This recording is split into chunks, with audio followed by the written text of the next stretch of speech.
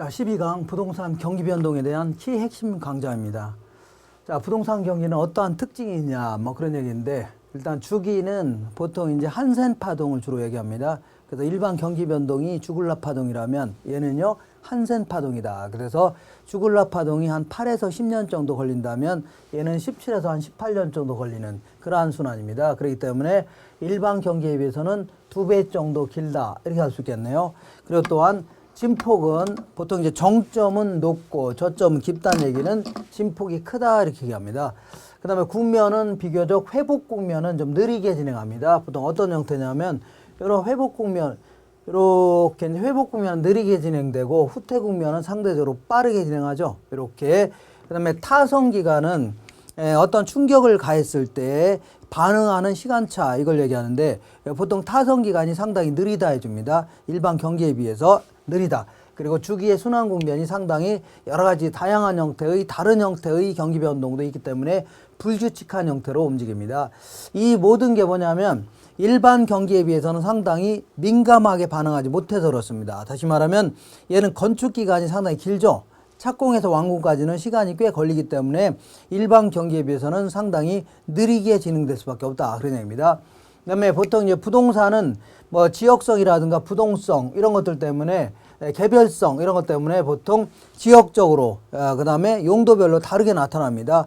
그래서 그 또한 일반적으로는 지역적, 국지적으로 나타나서 전국적, 광역적으로 확산되는 경향도 자주 나타납니다. 이렇게.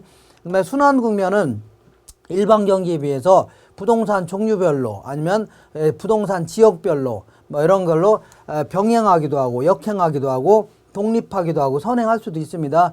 다만 이 모든 부동산들을 전국 단위로 그 다음에 용도 전부 다 합쳐서 평균을 내봤을 때는 전체적으로는 뒤처져서 움직인다 그런 얘기입니다. 다음 내용을 한번 확인해 보겠습니다. 그 다음에 부동산 경기가 뭐가 좋냐 나쁘냐를 측정하는 여러 가지 측정 지표들이 있는데 그 중에서 가장 대표적인 것은 그 건축량, 거래량, 가격 변동 이렇게 나눌 수가 있습니다. 그래서 건축량 같은 경우는 그 공급 측이 그 건축주가 어느 정도 지냐 이거에 따진 거니까 공급 측 측정 지표다 줍니다. 그 다음에 거래는 사는 사람이 있어야 거래가 이루어지는 거죠. 이게 이제 가장 중요한 지표고 가격 변동은 어떤 명목 지표다 혹은 보조 지표로 삼을 수밖에 없다는 얘기입니다. 다시 한번 정리해 볼게요. 건축량 같은 경우는 또 세분화한다면 보통 건축 착공량이 그래도 가장 중요한 지표입니다. 그래서 여기서 동행지표라는 의미는 이 착공량을 알게 되면 지금 현재의 부동산 경기를 바로 측정할 수 있다. 그런 얘기입니다. 근데 허가량 같은 경우는 선행지표라고 하는데 왜 선행지표냐면 먼저 허가를 받고서 나중에 착공을 안 할 수도 있는 거죠. 다만 허가가 많다는 얘기는 나중에 착공으로 많이 이어진다는 얘기니까 선행지표다 줍니다. 그래서 가까운 미래에 부동산 경기를 측정할 수 있다 해서 선행지표다.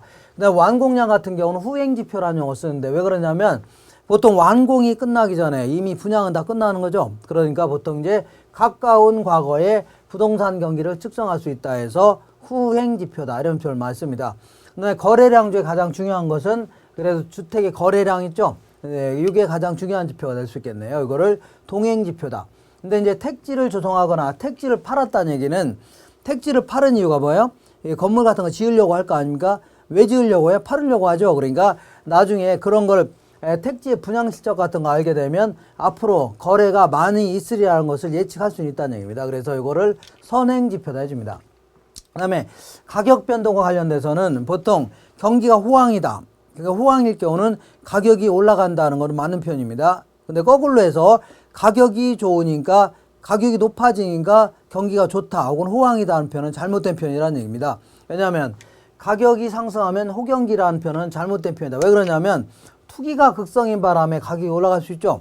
아니면 그 건축비가 상승하는 바람에 가격이 올라가는 걸 가지고 경기가 좋다 하기는 곤란하다는 얘기입니다. 아시죠? 그래서 그 다음 내용 한번 보겠습니다. 자, 이 경기 변동은 크게 순환적 경기 변동과 다른 형태의 경기 변동 이게 구분할 수 있는데 순환적 경기 변동은 물론 이렇게 상당히 이해를 돕기 위해서 규칙적으로 그렸지만 사실은 상당히 불규칙하게 그려집니다. 근데 이제 이해를 돕기 위해서 이렇게 규칙적으로 그렸다면 이러한 시장을 이제 상향 시장이다. 죄송합니다. 후퇴 시장. 여기는요 하향 시장. 이런 시장을요 바닥치고 좋아지는 시기를 회복 시장. 그다음에 경기가 가장 좋은 시기를 상향시장이다. 이렇게 얘기합니다. 이때 보통 이걸 경기가 상대적으로 좋은 시기를 확장국면, 경기가 상대적으로 안 좋은 시기를 수축국면 이렇게 얘기합니다. 위축국면. 근데 확장국면일 경우는 가격도 일반적으로 올라가는 게 일반적입니다. 올라가니까 매도자는 그 매수자는 얼른 구입하려고 하는데 매도자가 팔려고요, 안 팔려고요? 안 팔려고 하죠. 그러니까 거래가 이루어지려면 매도자를 잘 설득할 수밖에 없습니다. 그래서 매도자 중시 현상이 나타나고 얘는요 반대로 매수자 중시 현상이 나타난다. 그다음에 감정평가할 때는 이러한 시점에서 부동산 가치를 평가한다. 그러면 과거에 거래했던 것들은 거의 상한가가 될 겁니다. 상한 가격. 반대로 이 시점에서 부동산 가치를 판단할 때는 과거에 거래했던 가격들은 하한 가격이 되겠죠. 근데 요거는 좀 애매하네요. 여기서 평가할 때는 상한가가 될 수 있지만 요쯤에서 평가한다 그러면 높은 것도 있고 낮은 것도 있겠죠. 그래서 기준 가격으로 삼을 수밖에 없다는 얘기입니다. 얘도 마찬가지로. 그 다음에 다른 측정 지표들은 같이 가는 지표, 반대로 움직이는 지표가 있는데 같이 가는 지표는 아까 얘기한 측정 지표 있죠. 그대로 써놓으면 됩니다. 이걸요 같이 가는 지표다. 얘는요 반대로 가는 지표다. 이렇게 생각하시면 되겠네요. 예컨대 확장 국면이라는 게 뭔가 올라가는 추세죠. 그러니까 확장 국면에 있다. 그러면 만약에 시장이 확장 국면이다. 그러면 허가량, 착공량, 완공량 다 올라간다는 얘기입니다. 택지 조성량, 택지 분양 실적이라든가 주택 거래량, 부동산 가격도 같이 올라간다는 얘기죠. 그럼 반대로 얘는 확장 국면일 경우는 얘는 반대로 떨어진다는 얘기입니다. 그러니까 경기가 좋으니까 공실, 공가, 미분양 재고 이런 건 줄어들 수밖에 없죠. 그리고 경기가 좋을 때는 투자를 늘리려고 하는 시기이기 때문에 이 금리도 낮아 있는 게 일반적입니다. 왜냐하면 금리가 높아 있으면 투자를 안 하려고 하죠. 그러니까 올라가다가 금리가 높아진다 그러면 오히려 떨어지려고 할 겁니다. 그러니까 요 시기는 금리는 낮아 있는 추세다. 이렇게 정리하시면 됩니다. 이렇게. 자, 여기까지 해서 마무리하겠습니다.